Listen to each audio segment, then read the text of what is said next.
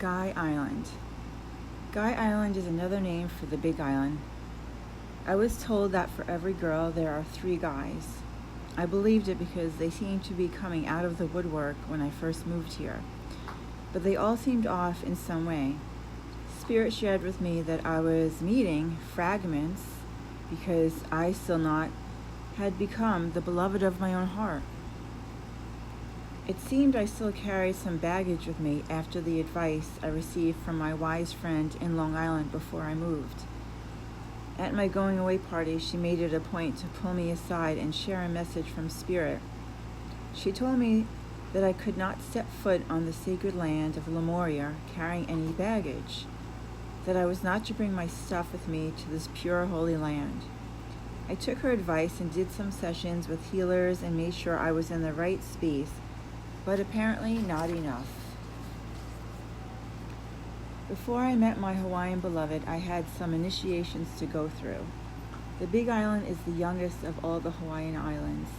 It is the home to 5 active volcanoes, so the land is always changing and growing because of the lava flow. Lava is a stone of rebirth and transformation. It makes sense why I landed here. The people of Hawaii believe that everyone goes through an initiation or test from Pele, goddess of the fire, when they first moved to the islands. Pele, also known as Madame Pele, shapes the sacred land through destroying and creating land. Pele's tests are no joke. Pele exposes the shadows inside and will chew you up and spit you out if the shadow is not dealt with. Pele's tests send many running to the mainland. The Holy Land. I had my share of Pele's initiations. I started my happy journey to paradise in what my daughter called a rustic cabin, which was really another term for upscale glamping. I welcomed the rustic cabin and all the mosquitoes with open arms the first day and night. I even said to my landlord, I don't mind that the mosquitoes bite me. I am a host for their nourishment. Yeah, I said that. That lasted 2 days. By day 3, I was done. I can't take the mosquitoes, the ants crawling everywhere, the bugs in my bed. The mosquito net doesn't do shit, and my shower has only one temperature, scalding hot. I whined. The initial glow of paradise was already wearing off. My gracious landlord, who really wanted me to stay, offered to have me spend a trial night in the treehouse, the other rental on the property. My daughter had spent a few nights in the treehouse already and warned me that she wasn't able to sleep because of the loud trucks driving by during the night on the highway and the rats crawling across the transparent roof. No matter, I thought, I can handle it. Anything that had closed-in walls with windows and doors was a step up for me at this point, so I moved. While it took an entire day to clean the rustic cabin, cleaning the treehouse took me an entire week. Cleanliness had a different definition in Hawaii I was starting to learn.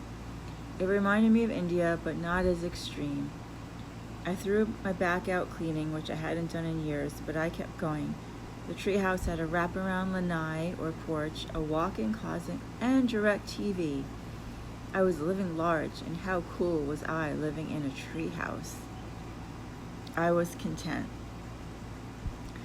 The glamour of living in a treehouse wore off soon, as I was face to face with a mouse on my yoga mat, cooking in a kitchen, crawling with ants, and stuck watching rats with long-ass tails crawl over the roof at night. My sound machine had no chance against the monster 18-wheel trucks that shook the entire treehouse during all hours of the night. My daughter's warning was right.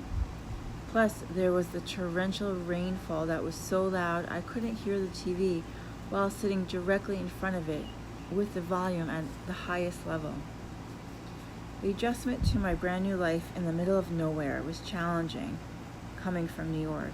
I was in such a secluded part of the island, and the only store was a general store from the 1900s where you bought everything: food, produce, gas for your car, tampons, beer. Town was basically the Ace Hardware store. Karma, my dog, had an emergency vet visit, and I had to drive an hour and a half just to get there. Don't get me wrong, it was a beautiful and special part of the island. I was just not used to living in such remoteness. Did I mention there was nowhere near I could get into the ocean safely? I called my brother Sita.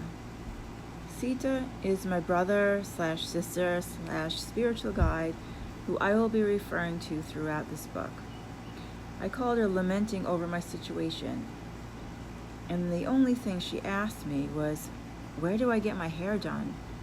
My hair? Really? That was the last thing I was concerned about. She thought I was a little cuckoo for moving to such an isolated area.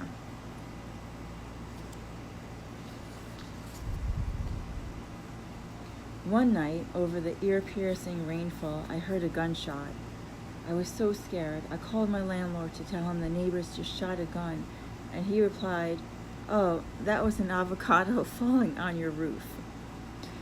The next day, my landlord sadly informed me that his dog had drowned in the pond in our front yard. I hurriedly packed my suitcase, borrowed his minivan, and drove to the Airbnb I had rented in Kona. I was in tears. This is not how I imagined the start of my dream life in Hawaii. Even though I had this fantasy in my mind of living alone in the middle of nowhere, writing my book, it turns out I like people after all. I realized as much as I enjoy my alone time, I needed balance. I needed to be social and be around people too. I also needed the sun, town, shops, and signs of life. The Kona side of the Big Island had everything I wanted, and it was where I decided to settle down. It's a quaint little town with everything you need. I could take Karma out at 8 p.m. for a walk through town and feel safe. And the best part is I can get in the ocean, swim, snorkel, paddleboard, boogie board, and surf every day to my heart's delight. Nevertheless, the initiations were not over.